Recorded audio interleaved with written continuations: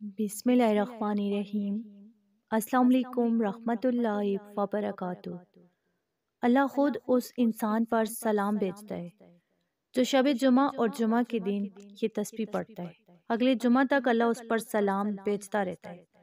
حضرت آدم علیہ السلام جب پیدا ہوئے تو اللہ تعالیٰ نے ان سے کہا کہ آدم کچھ فرشتے بیٹھے ہوئے ہیں، انہیں جا کر سلام کہو۔ تو حضرت آدم علیہ السلام نے انہیں جا کر السلام علیکم کہا۔ فرشتوں نے جواب دیا وعلیکم السلام ورحمۃ اللہ۔ تو اللہ تعالیٰ نے فرمایا کہ آدم علیہ السلام قیامت تک تیری ذریت یعنی اولاد کا یہی سلام ہوگا۔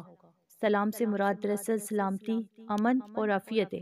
سلامتی میں انسان کی ساری زندگی، اس کے معمولات، تجارت، اس کی زراعت اور اس کے عزیز و اقارب، گویا معاشرتی زندگی کے سب پہلو، دین و دنیا اور آخرت شامل ہوتے ہیں۔ بس جب ہم کسی کو السلام علیکم کہتے ہیں تو اس کا یہ معنی ہوتا ہے کہ تم جسمانی، ذہنی اور روحانی طور پر عافیت میں رہو، تمہاری دنیا اور آخرت کی زندگی کے تمام معمولات اور انجام امن اور عافیت والے ہوں۔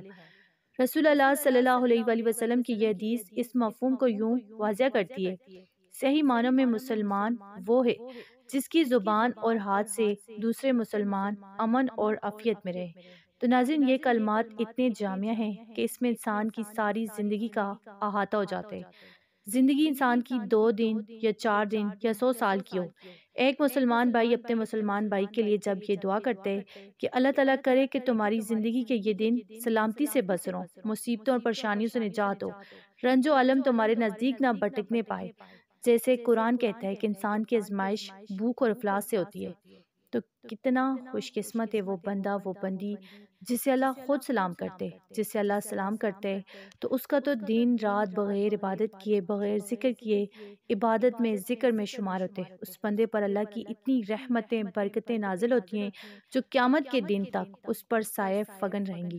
تو ناظرین، شب جمعہ اور جمعہ کے دن یہ تسبیح لازمی پڑھیں۔ یہ وہ تسبیح کہ جب کوئی بندہ یہ تسبیح پڑھتا ہے تو اللہ اس پر سلام بھیجتے، اللہ اس کی تعریف کرتے، اللہ اسے نظر رحمت سے دیکھتے، اللہ اپنے فرشتوں میں اس کا تذکرہ بار بار کرتے ہیں۔ حضرت عبداللہ بن عوف رضی اللہ تعالیٰ عنہ سے روایت کرتے ہیں کہ حضور نبی اکرم صلی اللہ علیہ وآلہ وسلم نے فرمایا کہ جبرائیل علیہ السلام میرے پاس آئے اور مجھے خوشخبری سنائی کہ آپ کا پروردگار فرماتا ہے کہ جو شخص آپ پر درود پڑھتا ہے تو میں اس پر درود پڑھتا ہوں، اور جو کوئی آپ کو سلام عرض کرتے ہے میں اس پر سلام بھیجتا ہوں۔ تو ناظرین، شب جمعہ اور جمعہ المبارک کے دن کی جانے والی نیکیوں میں سے سب سے اہم نیکی جو ہے نبی پاک صلی اللہ علیہ وآلہ وسلم پر درود و سلام پڑھنا ہے۔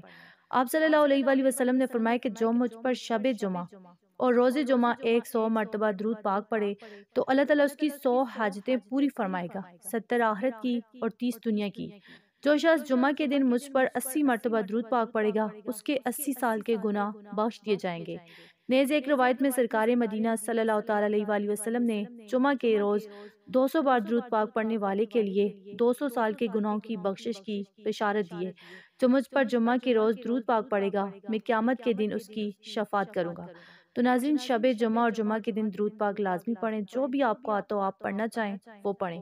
اگر آپ جمعہ کے دن یہ چھوٹا سا درود پاک ہے یہ پڑھیں گے تو آپ کو بہت زیادہ اجر ملے گا۔ ابن عباس رضی اللہ تعالیٰ عنہ فرماتے ہیں کہ رسول اللہ صلی اللہ علیہ وآلہ وسلم نے فرمایا، جس نے یہ الفاظ کہے جز اللہ عنا محمدا بما ہوا اہلہ، جس کا ترجمہ ہے کہ یا اللہ ہماری جانب سے محمد صلی اللہ علیہ وآلہ وسلم کو ان کی شانہ شان بدلہ عطا فرما، تو اس نے 70 فرشتوں کو 1000 دن تک تھکا دیا، یعنی اس کا ثواب مسلسل وہ لکھتے رہیں گے۔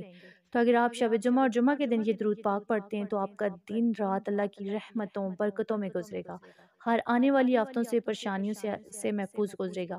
سب سے بڑھ کر آپ کے دل کی جو حاجت ہوگی، جو دلی مراد ہوگی وہ بھی انشاءاللہ ضرور پوری ہوگی۔ تو اگر آپ کو ویڈیو اچھی لگی اسے آپ نے لائک کرنا ہے، شیئر کرنا ہے اور چینل کو سبسکرائب کرنا ہے۔ جزاک اللہ۔